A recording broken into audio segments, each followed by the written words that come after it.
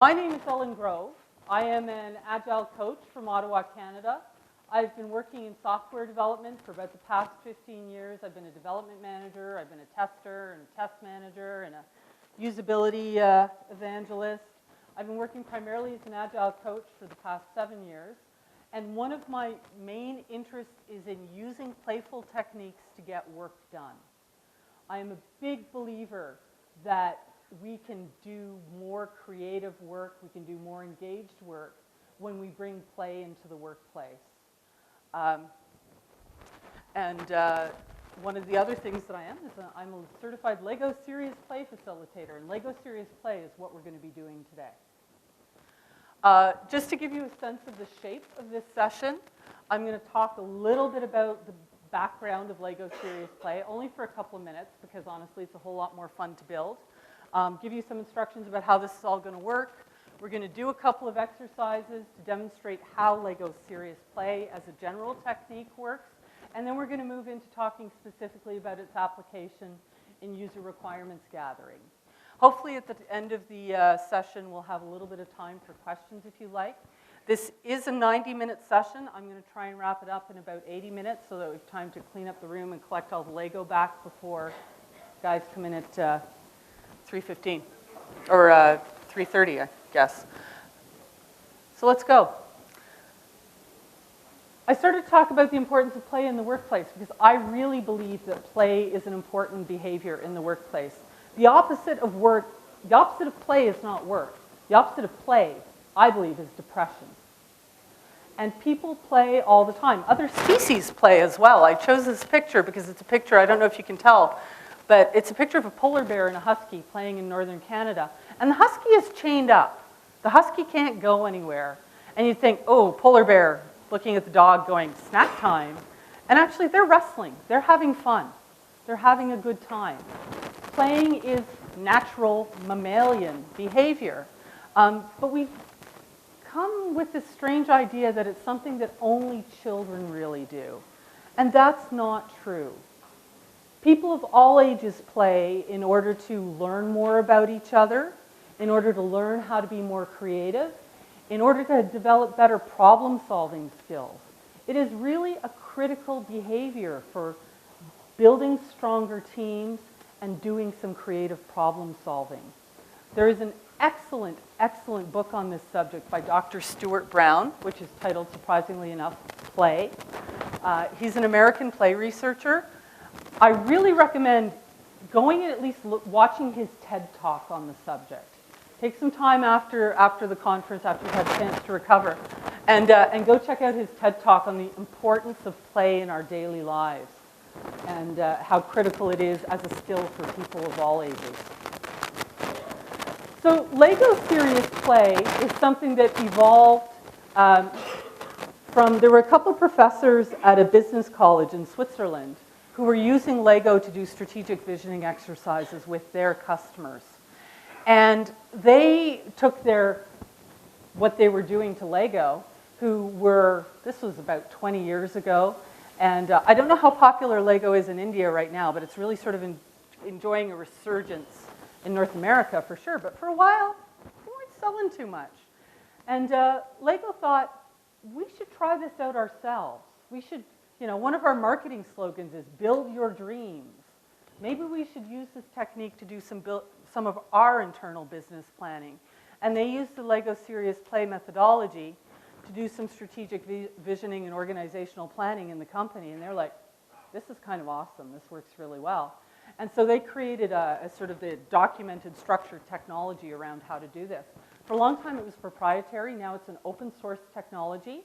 Anybody can go to seriousplay.com and you can download the information about how to run LEGO Serious Play. And then the second part of what we're going to do in this workshop comes from work that was done by a team at the University of Lugano, I think, who took this open source technology and applied it specifically to user requirements gathering in software development. That is also freely available on the web, and I'll make sure this presentation is available so that if you like what you see here, you can go and read up on it and figure out how you might take this back to your teams yourself. So what do you do with Lego Serious Play? I wanted to show you an example of what this looks like. This is a marketing plan that I did with a team at a small software company in Ottawa. And in about, it took us about 3 hours of discussion. There was a team of 8 people. They were planning their participation in an international conference. It was a very important conference for them. And they wanted to figure out their marketing and communications plan. Who were the people that they wanted to try and talk to? Where were they going to have opportunities to talk to them? What were the messages they wanted to get across? And in the course of a half-day's discussion, we built this model. And you guys are all looking at it going, I don't see how it says all that. But this is a model which every person, all of the marketing team was in the room. And based on the experience of building this model, they had a really clear and crisp understanding of what it was they were trying to accomplish together and how they needed to go about it. Because each thing in that model had great shared meaning to them. And that's one of the things about doing Lego Serious Play. It's a great technique for very quickly creating shared meaning amongst a group of people. Does it mean anything to anybody outside of the group? Heck no. But that's not the point, right? It was to help that team come up with their plan and communicate more effectively. And it can be used, another example of how this has been used is the ALE conference. They did this for, the organizers are distributed all over the place, and they had one chance to come together and meet to do conference planning. And they created a model of their vision for the conference. They had a strategic vision and what all the elements of that vision were. And one element in the model was a little red bicycle, which represented keeping things as lean and simple as possible. And that was something they established in this first meeting they had together. And then they all went off to their different homes, different countries. And they found that in subsequent conversations, when they were having telephone conversations about conference planning and things started to get out of hand, somebody could just say, hey, little red bicycle. And everybody would, okay, we're going off in the wrong direction. Let's reel it back in and focus on what's really important here. So it's a great way of creating a shared understanding and a shared vocabulary amongst a group of people around the important work that they're going to be doing together.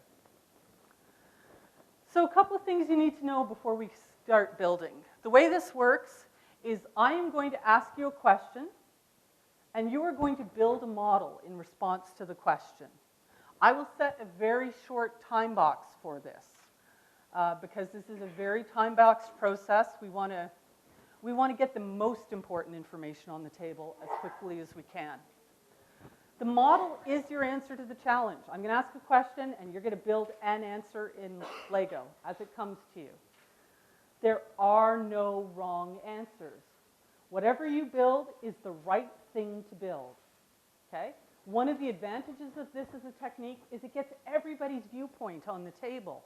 In traditional meetings where we sit down and go, okay, let's exchange ideas about this, even a lot of structured brainstorming techniques, often it's the people who have the biggest personalities or the most seniority or, whatever dominant trait who get all, the person holding the marker is the person who gets all the airtime. And you're losing that incredible resource you have of the wisdom and creativity and insight of all the other people in the room. Lego Serious Play, everybody builds, everybody talks. So the other thing is, what I want you to do is think with your hands, because I've just told you I'm going to ask you a question, and you're going to build a model in response to that question. And the first couple will be easy, but after that you might be going, how am I supposed to build that in Lego? So there's 2 things I want you to know before we start, just to ease the tension a little bit. First of all, you're building something that represents that idea. It's metaphorical. It's not a literal representation of this is exactly what my thing looks like. It's something that will allow you to tell the story about it. The second thing is, if you're really stuck, think with your hands. Start to rummage through your Lego, pick things up, fondle them, look at them. Something will come to you. I have never seen somebody fail to build a model. You have to trust the process a little bit, but it will work. It will work.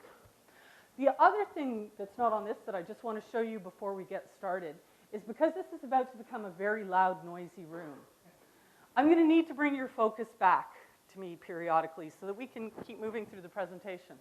What I would like you to do is, if you see me standing here with my hand up, I would like you to stop what you're doing, put your hand up as well, because that will make it as easy as possible for that to flow through the room and get everybody to focus again. Okay, so can we just practice this one so I can make sure everybody got it? Beautiful, thank you. Okay, so let's get on to the building, because this is actually the fun part of this. What I want you to do, everybody has the very same Lego, by the way. What I want you to do is build a bridge. Your instructions are here. You can use any of the pieces that are in your Lego kit. And what constitutes a bridge is anything that you can slide 2 fingers under. And I would like you to include the little person in the bridge. Okay, so everybody understands we're going to build a bridge. 2 fingers underneath, include the little person. I'm going to give you 4 minutes. Off you go.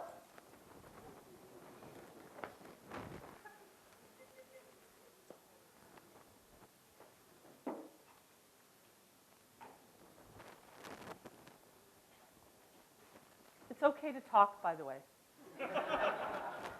I usually play music while we're building, but the logistics of that were going to be a little too complicated today, so.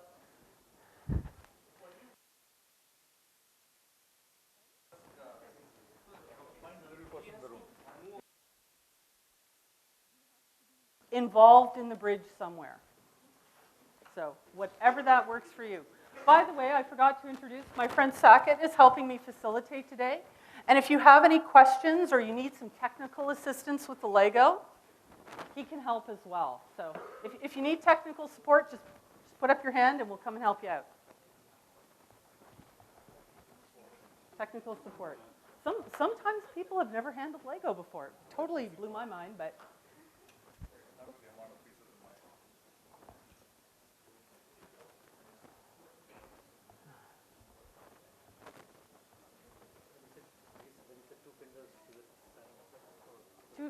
Two fingers. Those are the only rules.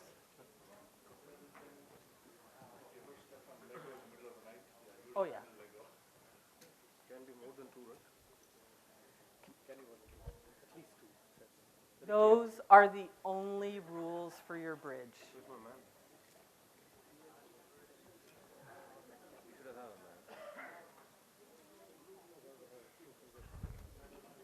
You don't have a little man? Oh, yeah. Oh. I was like, I counted every one of these. Okay. At least the way it might be read is 2 fingers together. Very creative.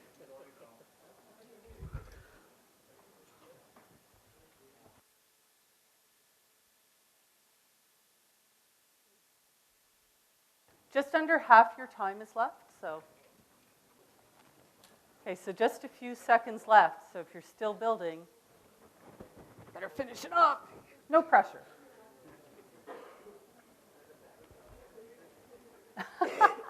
That is awesome.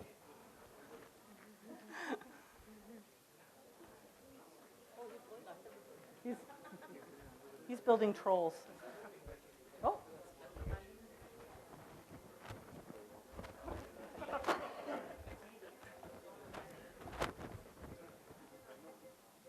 Okay, let's see how your memories work.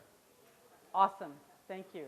Okay, so if you built your bridge, push it out a little bit to the middle of the table so that everybody can see it. Now, everybody started off with exactly the same instructions and exactly the same materials. Anybody build the same bridge as anybody else at their table? No. Funny how that works. We're all naturally very creative people. I think it's also an interesting demonstration of what happens when you give people written requirements and the same materials, and they don't necessarily produce what you expect them to produce. But everybody built a fabulous bridge. How many people aimed to go for stability? How many people tried to build the strongest bridge they could? Okay. How many people were going for artistic beauty? They wanted to build something beautiful. Nice. I think that's fabulous. That's fabulous. So everybody in a very short period of time, given very simple instructions, was able to build something creative and individual and fun. How many people think the little person on their bridge is doing something? Do you have a story in mind already? 1 or 2, yeah. And we're already inventing stories about the things that we're doing, right? We're all naturally very creative. Sometimes we're afraid to show that at work. Sometimes we're afraid to let that out of the box. One of the things LEGO Serious Play is awesome about is bringing that creativity out of the box. And that's what we want to be doing here. So, so what I'm going to ask you to do for the next challenge then is I'm going to ask you to modify your bridge. You can modify your bridge in any way you like, and what I want you to do is build a model that is going to tell a story about either the best or the worst project you have ever been involved with. Okay? I'm sure everybody is going to tell the story of the best project they've been involved with. That's how this always works out. But yeah, so you're going to modify your model. You can take it apart if you want, but I encourage you to start with the bridge that you have and change it so that it tells the story of the best or worst project you've ever been involved with. Everybody understand what I'm asking you to do? Excellent. I'm going to give you another 4 minutes for this build. So off you go.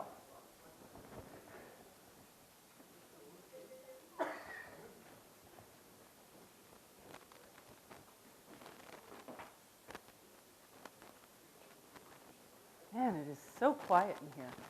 Everybody's after lunch. It's like, oh, food coma. I can barely stay awake.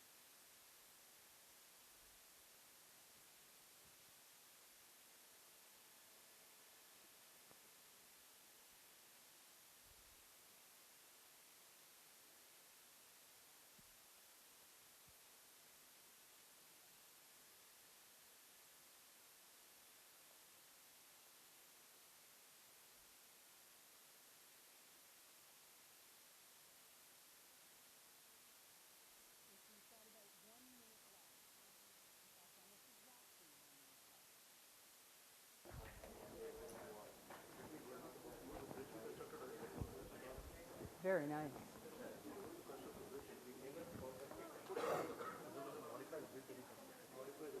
Feel free to take pictures of your models, by the way.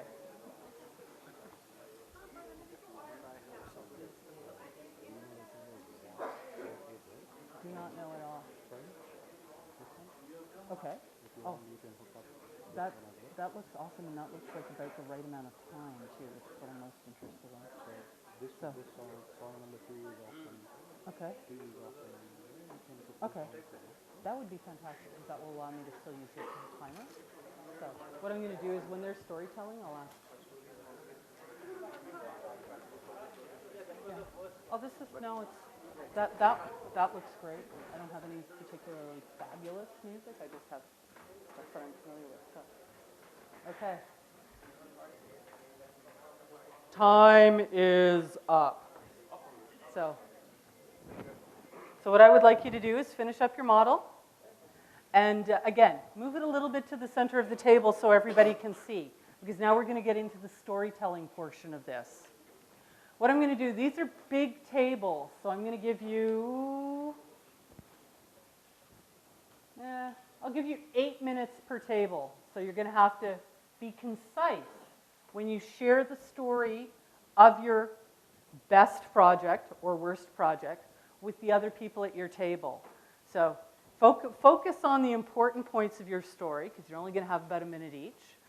For the other people at the table, I want you to listen with your eyes and your ears. Listen to the story that people are telling you, but pay attention to the model as well. One thing that's really important is you can ask questions about the model. So if somebody's telling their story and you go, hey, what does that pink flower there mean? Does that have some significance for you? That's an okay kind of question to ask. What is not cool in this context is to start the conversation, oh, hey, yeah, I had an experience like that once. Let me tell you about my thing. Because that's not what we're doing here, okay? We want to make sure that everybody has a chance to share their story. So if you can try to kind of bottom line it and get the important parts out, we want to make sure that everybody at the table has a turn. Okay? So I'm going to set the timer for 8 minutes. Start sharing your stories at your table. Oh, come on. What is it doing?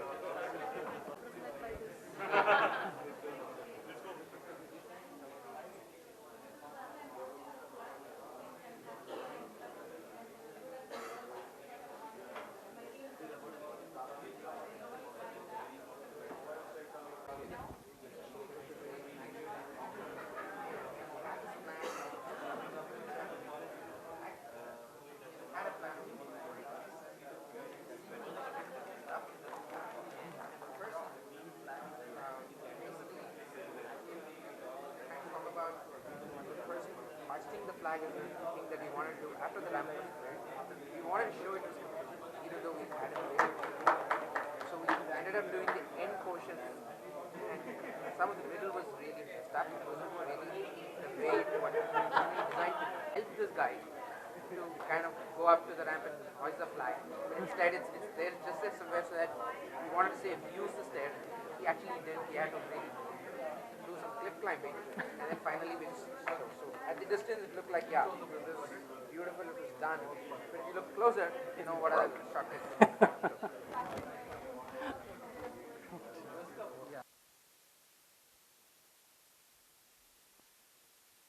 I figure I'm loud enough, but I guess the camera doesn't hear me. So you've already experienced in that exercise the 4 main elements of Lego Serious Play work. There are 4 stages in Lego Serious Play. The first thing is to build. Facilitator asks a question, you build something in response to the question. The next phase is as you're building, you start to give meaning to your model, because you're not building a literal representation of the situation you're describing, you're building something that represents it. And maybe you don't even know you don't even necessarily know the story you're telling as you build it. It may come to you, I don't know what to build, click, click, click, click. Oh, yeah, I'm going to talk about that. This happens all the time. And then you make up a story about that to share with others, and everybody at the table shares their story. And then the last step is, okay, let's think about that a little bit. What have we learned about each other? What do we want to do with this information going forward? So it really is not that complicated to do. Having said that, if you go to the Lego Serious Play site and decide to download this yourself, Lego Serious Play is kind of like Scrum. The rules are pretty simple, but they're all there for a reason. So before you decide to tinker with the formula, you might want to think about it a little bit. Because the rules are set up in order to design. It's based, I'm not going to talk about the neuroscience and the educational theory under this today because this is really boring, especially right after lunch, blah, blah, blah, Piaget, blah, blah, blah, whatever. But if you're interested in it, there is a great paper on the science of Lego serious play that examines how they've taken theory and scientific knowledge about how people learn and how people enhance their creativity and how that is built into this technology. Every element is designed in order to bring creative ideas out of people's heads and to get in touch with their emotions as well. So sometimes, I mean, we've heard a lot of laughter, we've had a lot of fun, but sometimes this can get really, really serious, and it brings out, because you're engaging your hands as well as your head, stuff comes out that you might not talk about if you just sat down to have a conversation with somebody about something. This is one thing I've noticed particularly working with software teams, which, at least in Canada, are often populated with people who don't like to talk about how they feel at all. You put some Lego in their hands and suddenly they'll start to tell you things that they wouldn't have told you any other way. It's quite fascinating to watch. So I'll talk a little bit about this. The idea, I didn't do the challenge that usually makes people really uncomfortable. I'll tell you what it is. Usually, there's another exercise that I do where ask people to build a model. You build a model, and then your model's not about whatever you think it is. I'm going to give you another word, and you have to make up a story on the fly about what your model's about. You know, suddenly your model's about global warming. Your model's about, I don't know, the Olympics. And people have to tell the story about it. And it kind of gets people on edge, makes people a little bit uncomfortable. I decided to be nice to you guys and not do that. But what that exercise illustrates is the idea, in order to get people to be at their most creative, to be in that zone of flow, you want people to feel a little bit uncomfortable and a little bit challenged. Because if a situation is too complicated, if the question is too hard, if the pressure to be creative is too much, you're not going to get anything good. Alternately, if the challenge is too easy, and people are like, oh yeah, I can answer that question, I can just phone it in, you're not going to get their best work either because they're not going to be trying. In order to get people into that state of flow, where they're focused on the work and they're excited and they're energetic and they're being at their most creative, you want to put people a little bit on edge. And as I said, I spared you guys today, but and I didn't smash anybody's model either. But it's amazing. Sometimes I'll do that. Oh, your bridge, that's not really very stable. Boom. People are like, oh, my model. I've got a whole 2 minutes of work invested in that. So let's talk a little bit about how this applies to capturing user requirements. Because the examples we've done so far, the example we've done so far was how do we use this to talk about ourselves? And what these guys at the University of Lugano did said, hey, let's take this technique and apply it to user requirements gathering.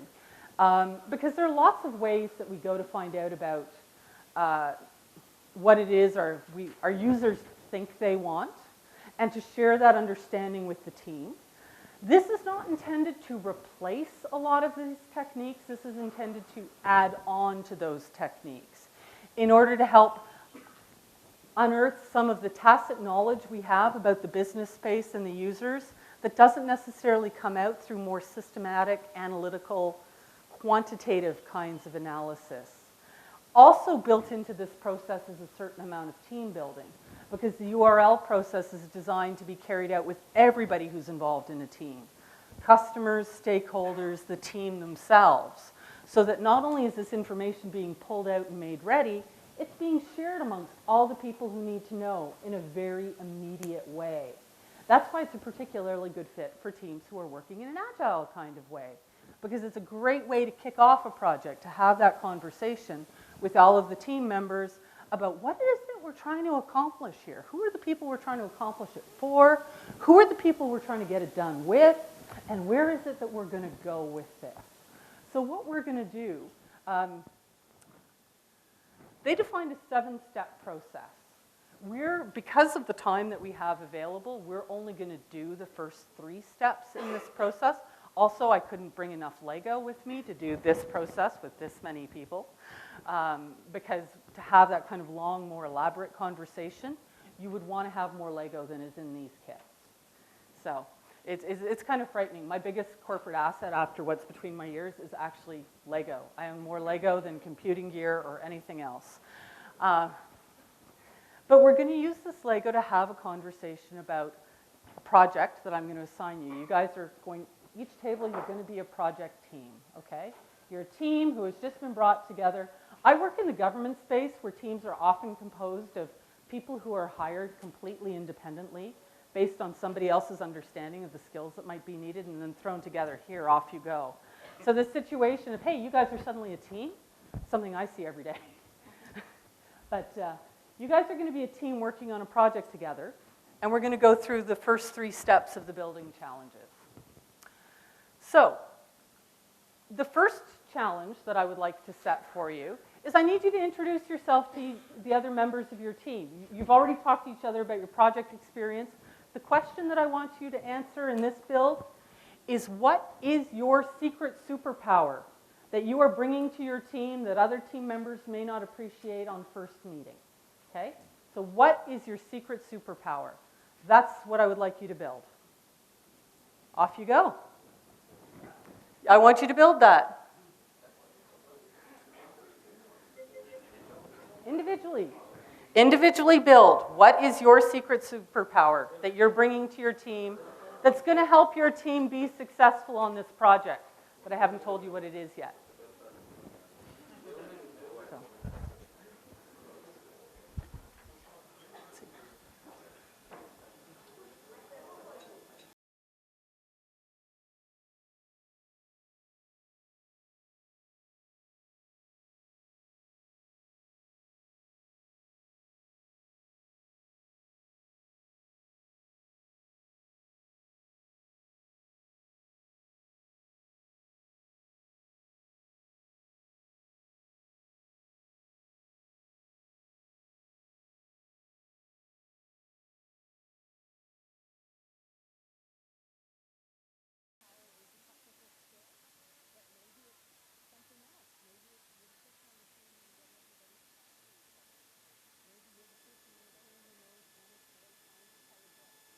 On this project, but I haven't told you what it is yet.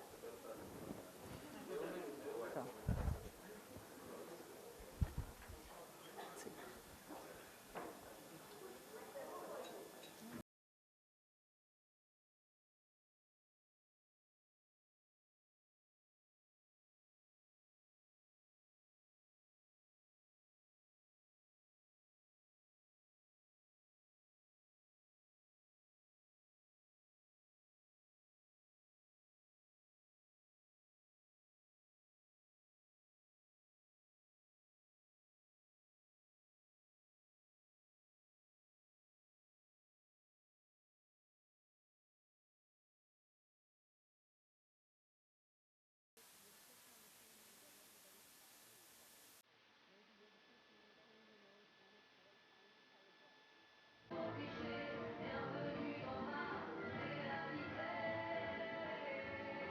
Okay, if you can finish up your build, please.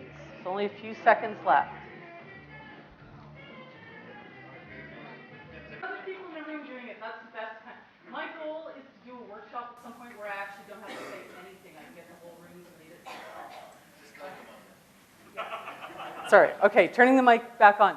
Okay, if you can finish up your build, and again, push it to the center of the table so that everybody at your team can see it.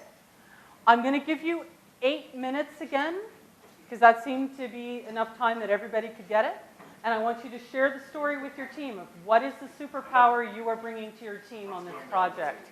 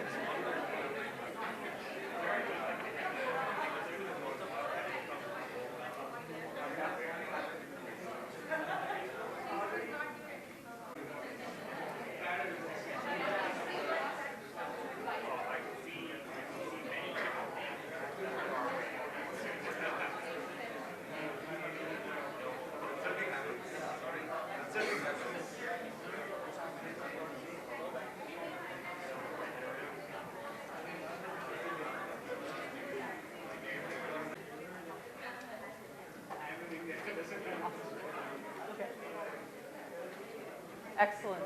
Thank you. Thank you. I'm just waiting if those guys at the back are, hello. Thank you. Okay, so now you've learned about the mad assembly of skills that you have on your development team. So hopefully you're feeling pretty confident about your ability to get to deliver on this project that I'm about to tell you about. So this is a very quick way for people to introduce themselves to each other and learn a lot very quickly. So what we're going to do next is the project that I have in mind to have you to work on is what we're going to be doing is designing, yeah, thank you, is designing a new web interface for the post office. So you guys your team is going to be responsible for designing the next generation of the post office's website. So I don't know if the post office in India is going through the same business turmoil the post office in Canada is, but it's a very turbulent kind of business as more things are done electronically and less things are done by mail. So keeping in mind that the project is we're going to redesign www.indiapost.gov.in, the first build that we're going to do, and I'm going to give you a little bit less time for this, you're only going to get 3 minutes, is I want you to think about who uses this website, because there's a whole bunch of different things that go on through this website, right? There's tracking postal codes, there's finding about postal rates. In India, I think there's also banking at the post office, is that true? Yeah, so there's a whole range of different people who are going to come to this website for different purposes.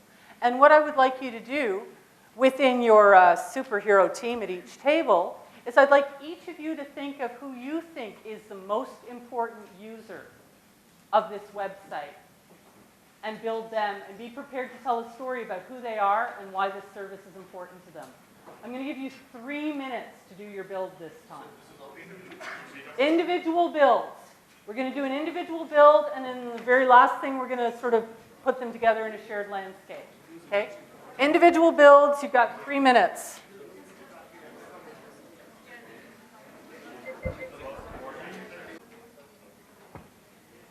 Okay. Hopefully you've had a chance to build a fair selection of users. What I would like you to do now is, yeah, that's look at the time. What I would like you to do now is I'm going to give you 4 minutes at each table because there are fewer people, and I also want to get on to the next page. Take 4 minutes and share the story of your users with everybody else at the table. So who is your user, and why is this service, why is this system important to them as you understand it, okay?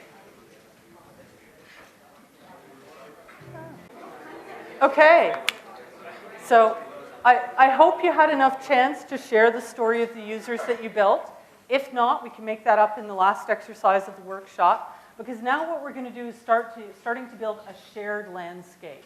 Now that we've got a little bit of an understanding of who the users are on the team and who the team thinks the users are, because that's also a really important piece of information to have in terms of clarifying understandings. What we were going to do in this next build is take the users and we're going to start to build a black box landscape. Black box in the sense that I want you to pick something on your table. Water bottle would do just fine, or the candy tray. I want you to put it in the middle of the table. And this represents the system that you're going to be rebuilding. So this represents this web interface for the post office. What I want to do is take the users that you have and place them around the system in a way that makes sense in terms of their relationship to the system and their relationship to each other. So if they're a very frequent, important user of the system, you might put them in really, really close. If they're somebody who goes to the post office once a year, they're probably somewhere farther away. And if you have users who are similar to each other, you probably want to put them close together. So what I want you to do is take the users at your table, take a couple of minutes, and build that landscape around, pick whatever object works for you as a representation of the system, and place your users around the system.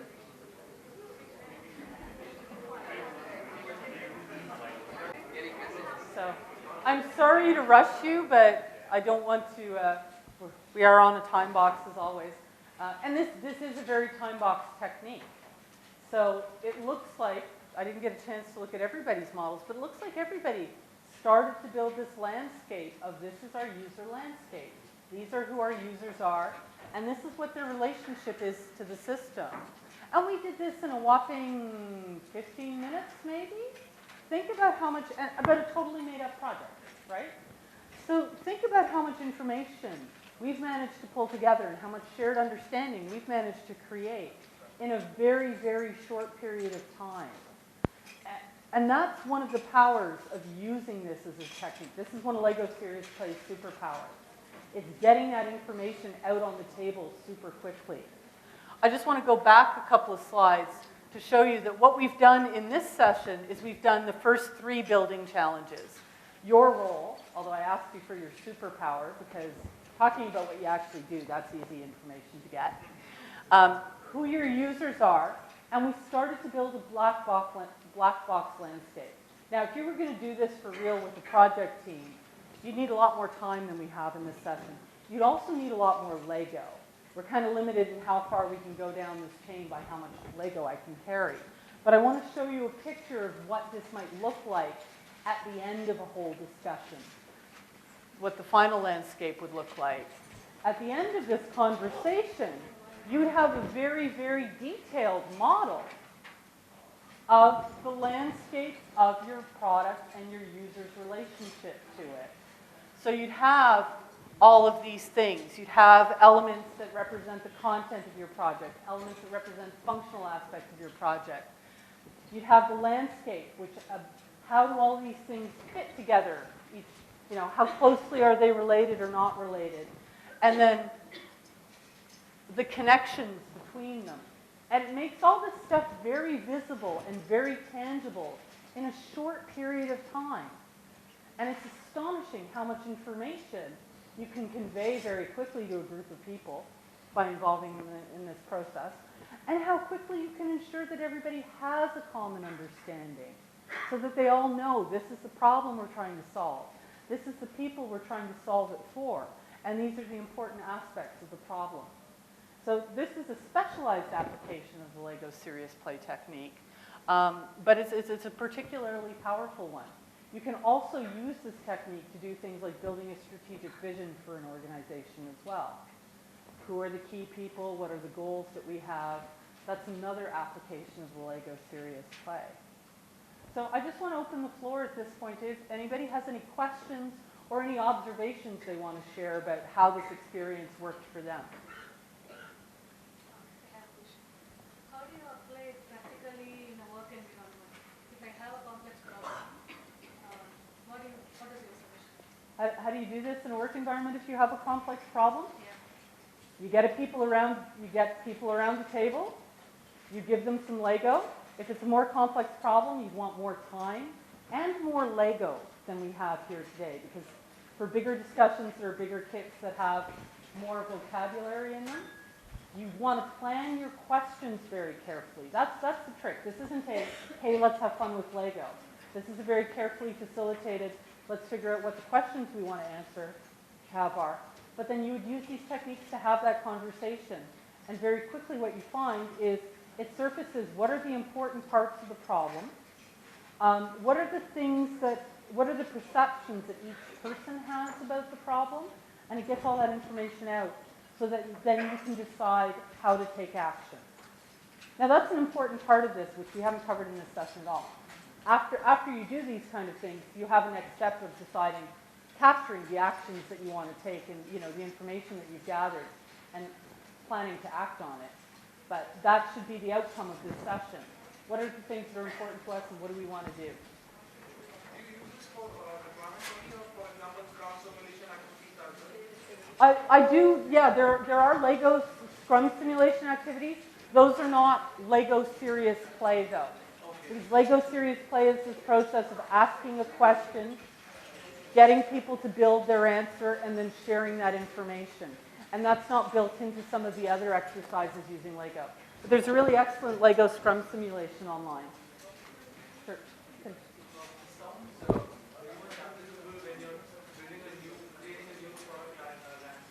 Yeah. But what about adding new features or bug fixes and things like that? Does this apply to that scenario as well? The question was, how would this work when you're working with a legacy product and you're extending features or you're doing bug fixes? For bug fixes, depending on the magnitude of the bug fix, this is probably more overhead than you need because you don't do this kind of requirements analysis for a bug fix. But for a new feature, there's nothing to say that this system in the middle of your landscape is greenfield or something that already exists, right? You could say, okay, we're starting from this. What are the new features that we're going to add? Who are the people that we care about in terms of adding this feature? Is it existing users? Is it new users? You'd still follow the same kind of process to pull out the information and have that conversation. So I'll take one more question. I'll go over here, and then we can have questions after. Ooh, I know that's the question I always get asked. I don't know of anybody who is doing this effectively with, well, it's basically like Minecraft. It's hard because honestly, I believe that part of it is the tactile experience and the face-to-face communication.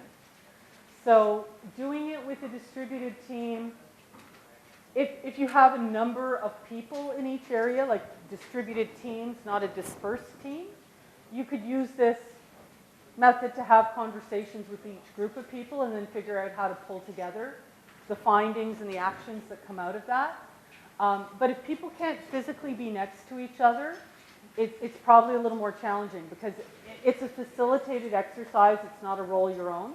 And it's about talking to other people. But I don't know, sooner or later somebody I know is going to try it with everybody on Google Hangout or Skype or something. And it would be an interesting experiment to run. Because honestly, if you had a good solid connection and everybody had some Lego, there's probably no reason you couldn't do it in Google Hangout with a small group of people. So maybe I'll set up an experiment down the road. That would involve mailing Lego to people though. But, is there any iPhone or Android application which is actually a virtual application but through Lego you can? Yeah, I don't know. I don't know because in case you haven't noticed with the Lego Serious Play, the playing with Lego is actually not the important thing about it. That's the fun thing about it. But it's honestly, it's just a means to trick you people into talking to each other. That's the big secret, but it works really well. I want to close this session now so that we have time to clean up the room before the next group of people come in. I will be hanging out, so if you have a question and I didn't answer it, please feel free to come up and talk to me afterwards. If you could bag your Lego back up, please, and ideally, if you could drop it on this table, I would hugely appreciate it. Please take the business card out of the bag, because that's how I know that the Lego was used. And thank you very, very much for your time and participation today. I really appreciate it.